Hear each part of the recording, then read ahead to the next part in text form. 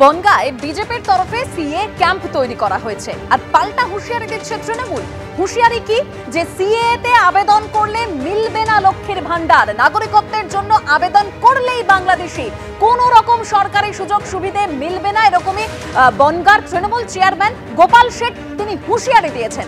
আরো তথ্য আপনাদের সামনে রাখবো। সমীরণ পাল আমাদের প্রতিনিধি রয়েছেন আমাদের সঙ্গে টেলিফোন লাইনে। সমীরণ, দেবস্মিতা, গত কয়েকদিন ধরে বনগাঁ মহকুমা জুড়ে বিজেপির পক্ষ থেকে কখনো বিজেপির বিধায়ক, কখনো বিজেপি পঞ্চায়েত সমিতি বিরোধী দলনেতা তারা ক্যাম্প করছেন। সেখানে সিএ ক্যাম্প, অর্থাৎ নাগরিকত্বের জন্য আবেদন করার জন্য ক্যাম্প, অর্থাৎ সংশোধিত নাগরিকত্ব আইন চালু করেছে কেন্দ্রীয় সরকার এবং যারা শরণার্থী হয়ে এদেশে এসছেন তারা যাতে নাগরিকত্ব পান এদেশে, সেই কারণে সিএ ফর্ম ফিল আপ করা হচ্ছে, কখনো বনগাঁয়, কখনো বাগদায়, কখনো গোপালনগরে।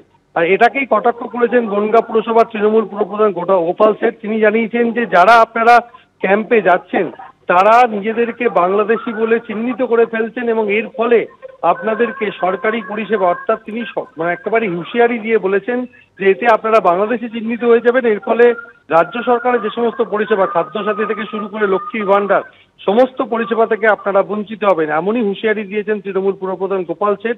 এবং তিনি এও বলেছেন যে বনগাঁর বিজেপি সাংসদ তথা কেন্দ্রীয় জাহাজ প্রতিমন্ত্রী শান্তনু ঠাকুর তিনি যে মতুয়া যে কার্ড দিচ্ছেন, অর্থাৎ মতুয়া সম্প্রদায়ের মানুষদেরকে যে কার্ড দিচ্ছেন সেই কার্ড তিনি বাণিজ্যিকভাবে তিনি বিক্রি করছেন। কেন্দ্রীয় সরকারের তদন্ত করে দেখা হচ্ছে, তিনি গুরুতর অভিযোগ করেছেন। এর পাশাপাশি বিজেপির পক্ষ থেকে স্পষ্ট বলা হয়েছে যে কেন্দ্রীয় সরকারই সংশোধিত নাগরিকত্ব আইন চালু করেছেন যারা বাংলাদেশ, পাকিস্তানের মতো প্রতিবেশী দেশ থেকে ধর্মীয় অত্যাচারের কারণে এদেশে চলে এসেছেন শরণার্থী হিসাবে। কেন্দ্রীয় সরকার তাদের নাগরিকত্ব দিতে চান এবং সেই কারণে একটা শর্ত সাপেক্ষে তাদেরকে ধর্মীয় শংসাপত্র দিতে হয়। অর্থাৎ বিজেপির পক্ষ থেকে দাবি করা হচ্ছে যে শাসক দল এই বলার মাধ্যমে প্রচ্ছন্ন হুঁশিয়ারি দিচ্ছেন এদেশের নাগরিকদেরই। কিন্তু গোপাল শেঠ স্পষ্ট করে বলছেন যারা সিএ ক্যাম্পে যাচ্ছেন তারা চিহ্নিত হয়ে যাচ্ছেন বাংলাদেশি হিসাবে। পরবর্তীকালে কেন্দ্রীয় সরকার চক্রান্ত করে তাদের চিহ্নিত করে বিভিন্ন ডিটেনশন ক্যাম্পে পাঠাবেন। এটা কেন্দ্রীয় সরকারের একটা চাল বলে তৃণমূল নেতা বলছেন।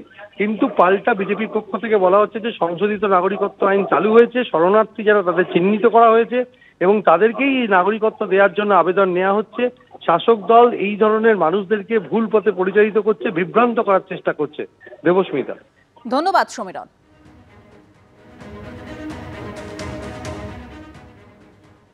যারা এই শান্তনু ঠাকুর এবং বিজেপির কথা সিএতে ফর্ম ফিল আপ করছে তাদের চেরাবাসে মাথা ঢুকিয়ে দিয়েছে।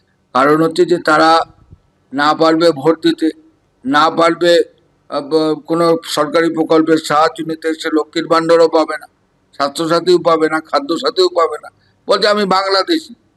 ওরা সেই স্বীকারোক্তি নিয়ে ওই অমিত শাহর কাছে পাঠিয়ে দিচ্ছে স্বরাষ্ট্র দপ্তর। ওখান থেকে বাঙালি বিদ্বেষে, বাঙালি অত্যাচার শুরু হয়ে গেছে।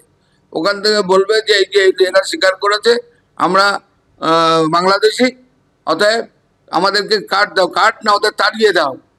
সুতরাং ভারতের কোনো সরকারিভাবে আসবে না, ওরা চেরা বাসে নিজের মাথাটা ঢুকিয়ে দিয়েছে। রাজনৈতিক বলি হচ্ছে এরাই মারবে ওদের, পরে এরাই মারবে। এটা আমরা বন্ধ করবো না। সরকারি বাংলাদেশি লোকের সুবিধা দেবে কেন দেবে? যারা ইন্ডিয়ান সিটিজেন না, যারা ভারত সরকারের লোক না, বলছে আমি বাংলাদেশি, তারা সুবিধা দেবে। সুতরাং এটা সম্ভব না।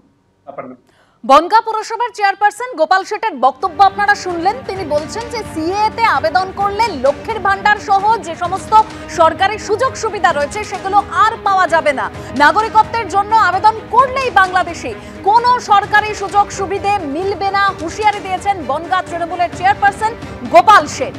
অর্থাৎ বিজেপির তরফে বনগাঁয় যে সিএ ক্যাম্প করা হয়েছে সেই সিএ ক্যাম্পে গিয়ে আবেদন করলেই সরকারের যে রাজ্য সরকারের যে সুযোগ সুবিধা সেই সুযোগ সুবিধা আর তারা পাবেন না, হুঁশিয়ারি দিয়েছেন গোপাল শেঠ, বনগাঁ তৃণমূলের চেয়ারপারসন।